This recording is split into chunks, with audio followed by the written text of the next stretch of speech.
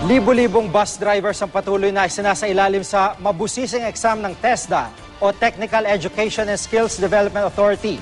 May actual driving assessment din silang kailangan ipasa. Ang hindi makakalusot, pagbabawalan ng pumasada. May report si Tina Panganiban Perez.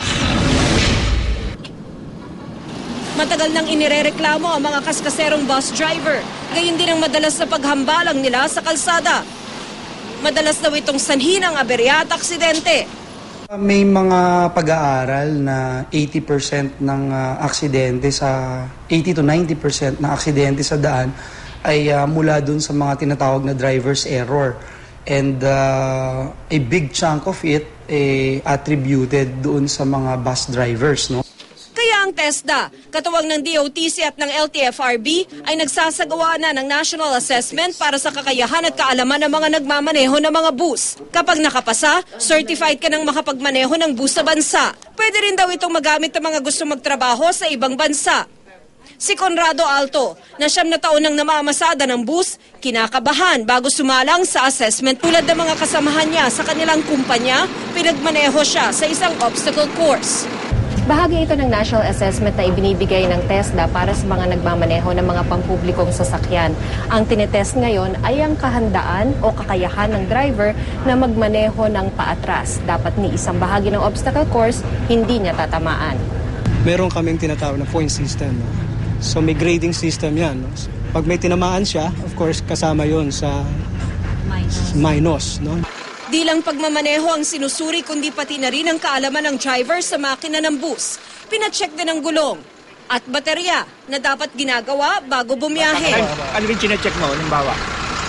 Ito sir, yung polo baka maluwag. Minsan kaya ayaw start baka maluwag yung polo niya. Sir, parang pinagpawisan Oo nga. Ano nangyayari? Minarabis po ng konti. Ngayon po, na nakaraos na yung first part, anong nararamdaman nyo? Okay naman ma'am. Nakapas eh. Susunod naman na, yung susunod task naman ng paghandaan. Oo nga. Mahirap po ba yung test? Mahirap po pagka kailangan pag-isipan. Kailangan may diskarte pa. May 3 pagkakataon ng bus driver para ipasa ang written at actual driving exam. Pag di siya pumasa, Part po yung dun sa order, yung hindi po pag-renew ng kanilang lisensya or yung kanilang prangkisa doon sa kanilang pagmamaneho at nung mismong bus company.